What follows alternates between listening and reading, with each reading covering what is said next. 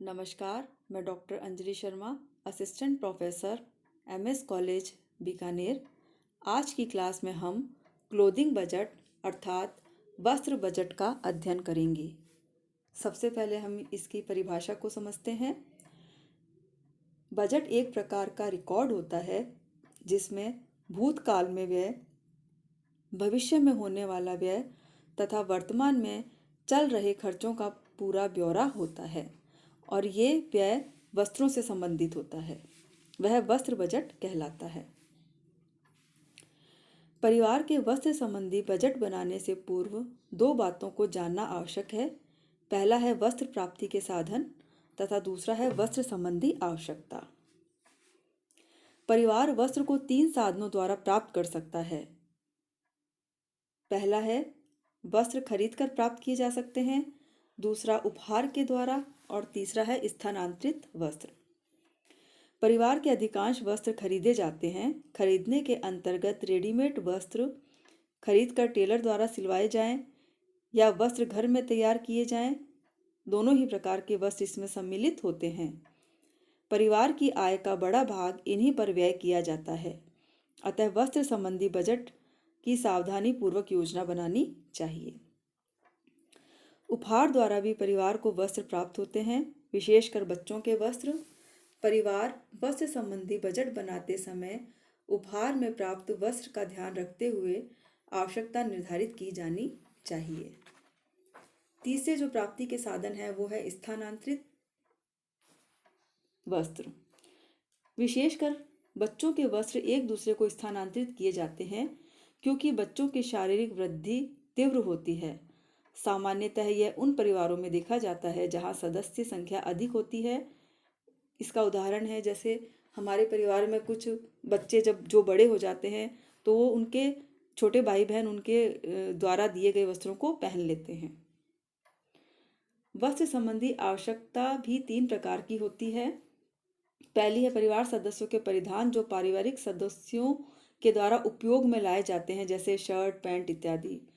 दूसरी आवश्यकता में आते हैं परिसज्जा हेतु परिधान। वह परिधान जो घर की परिसज्जा में उपयोग लाए जाते हैं, जैसे पर्दे, दरी, टेबल क्लॉथ आदि। और तीसरे प्रकार के दैनिक क्रिया हेतु परिधान हैं जिनकी आवश्यकता होती है परिवार में। और दैनिक क्रिया के अंतर्गत वे परिधान आते हैं जैसे कि टेबल नैपकिन्स आदि। इन आवश्यकताओं को भी हम 2 वर्गों में विभाजित कर सकते हैं। पहली है अनिवार्य आवश्यकता, दूसरी है सामान्य आवश्यकता। अनिवार्य आवश्यकता वो होती है जिसमें ऐसे परिधान आते हैं जिनके अभाव में हमें कठिनाई होती है, जैसे दैनिक क्रिया हेतु वस्त्र, ठंड के वस्त्र हैं, बच्चों के वस्त्र हैं, गर्मी के वस्त्र हैं इत्यादि। और सामान्य आवश्यकता वाले में ऐसे वस्त्र आते हैं जिनके होने पर कार्य करने में सुविधा होती है, वो सामान्य आवश्यकता के अंतर्गत आते हैं, वो अनिवार्य आवश्यकता नहीं होती। चाहे परिवार अपनी आय का बड़ा भाग या छोटा भाग वस्त्र पर व्यय करना चाहता है, किंतु उसे वस्त्र संबंधी बजट की योजना सावधानी पूर्वक बनानी चाहिए और इस बात का ज्ञान होना चाहिए कि सीमित व्यय में किस प्रकार अधिकतर आवश्यकताओं को पूर्ण किया जा सकता है। वस्त्र संबंधी बजट बनाने के चरण। Steps in making family clothing budget. साधारण अर्थों में बजट अर्थात भविष्य की योजना बनाना होता है। वस्त्र संबंधी बजट साधारणतः 1 वर्ष के लिए बनाए जाते हैं, जिसमें मौसम के अनुरूप मूल्यांकन और समायोजन किया जाता है। प्रत्येक परिवार के सदस्य के लिए व्यक्तिगत बजट बनाना चाहिए। वस्त्र संबंधी आवश्यकता बनाने के जो चरण है उनमें प्रथम चरण है वस्त्र संबंधी आवश्यकता को निर्धारित करना। इसमें प्रत्येक परिवार के सदस्यों से के काम आने वाले अगले वर्ष के लिए वस्त्र संबंधी आवश्यकता को निर्धारित किया जाता है। इस आवश्यकता का निर्धारण करते समय जो बातें ध्यान में रखनी चाहिए वो हैं अवसर, क्रियाएं तथा मौसम। अवसर के अंतर्गत हम देखते हैं कि वस्त्र संबंधी आवश्यकता का निर्धारित अवसर को ध्यान में रखकर किया जाना चाहिए। विभिन्न अवसर हेतु विभिन्न वस्त्रों की आवश्यकता होती है, जैसे उत्सव हेतु अलग वस्त्र की आवश्यकता होती है, यात्रा के लिए अलग वस्त्रों की आवश्यकता होती है, खेल कूद के लिए, दैनिक कार्यों के लिए अलग वस्त्रों की आवश्यकता होती है। इस तरह हमें पहले निर्धारित करना चाहिए कि हमें किस अवसर के वस्त्र हमें चाहिए। कई वस्त्र ऐसे होते हैं जो एक से अधिक अवसर हेतु पहने जा सकते हैं, अतः आवश्यकता निर्धारित करते समय इन वस्त्रों के उपयोग का भी हमें ध्यान रखना चाहिए। दूसरी है क्रियाएं। विभिन्न क्रियाओं हेतु विभिन्न प्रकार के वस्त्रों की आवश्यकता होती है, जैसे पहनने के वस्त्र, परिसज्जा के वस्त्र, रसोई के कार्य हेतु वस्त्र इत्यादि। अतः क्रिया के अनुरूप वस्त्रों की आवश्यकता को निर्धारित कर लेना चाहिए। और तीसरा है मौसम। आवश्यकता का निर्धारण मौसम के अनुरूप करना चाहिए। ठंडी ऋतु हेतु गर्म वस्त्रों की आवश्यकता होती है, जैसे ऊनी वस्त्र, जबकि गर्म मौसम में ठंडे वस्त्रों की आवश्यकता होती है, जैसे सूती वस्त्र। उपरोक्त आवश्यकताओं को पूर्ण करने वाले वस्त्रों की सूची हमें बना लेनी चाहिए, जिसमें प्रत्येक सदस्य हेतु वस्त्र का प्रकार, संख्या, रंग और अन्य विस्तृत जानकारी सम्मिलित करनी चाहिए।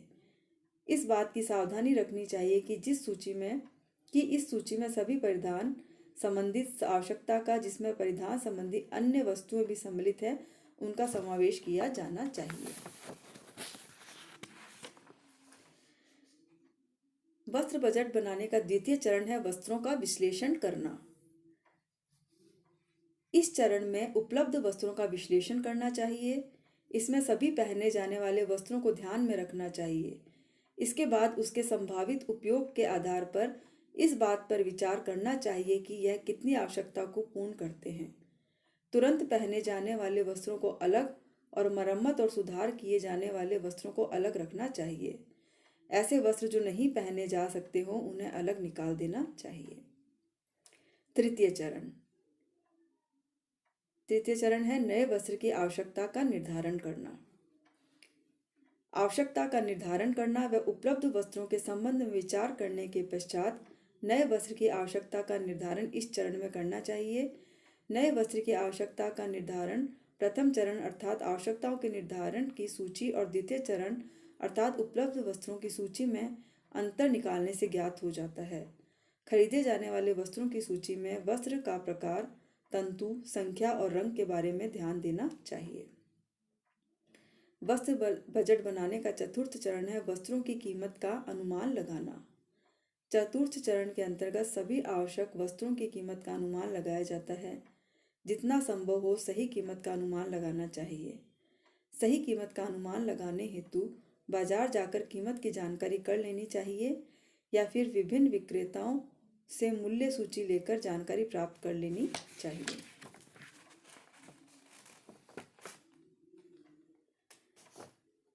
अनुमान हेतु पूर्व अनुभव का भी उपयोग किया जा सकता है। सभी खरीदे जाने वाले वस्त्रों की कीमत का कुल जोड़ करना चाहिए और यह देखना चाहिए कि नई आवश्यकता को पूर्ण करने के लिए कितने व्यय की आवश्यकता है। पंचम चरण वस्त्र बजट बनाने का पंचम चरण है बजट को संतुलित करना। नए वस्त्रों की अनुमानित कीमत और प्रत्येक सदस्य के लिए निर्धारित बजट की धनराशि की तुलना करनी चाहिए और बजट को संतुलित करना चाहिए।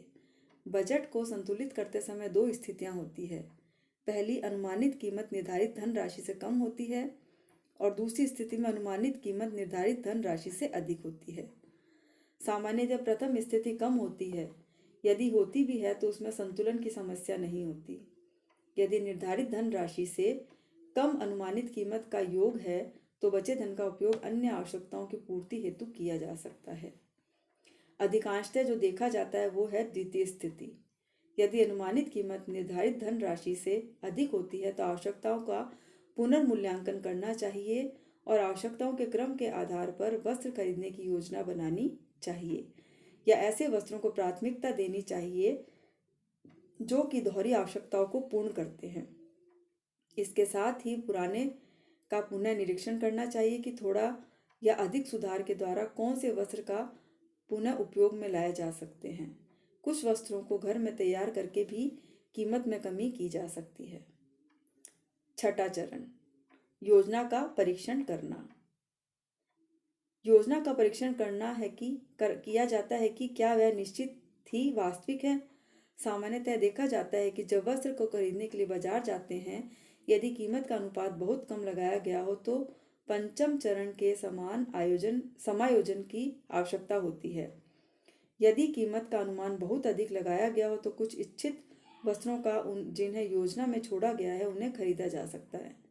सभी प्रकार की योजना में आकस्मिकता को स्थान दिया जाता है, क्योंकि बहुत योग्य व्यक्ति भी पूरे वर्ष के वस्त्र संबंधी बजट का निश्चित अनुमान नहीं लगा सकता। नेक्स्ट, सप्तम चरण या सातवां चरण है बजट का नियंत्रण करना।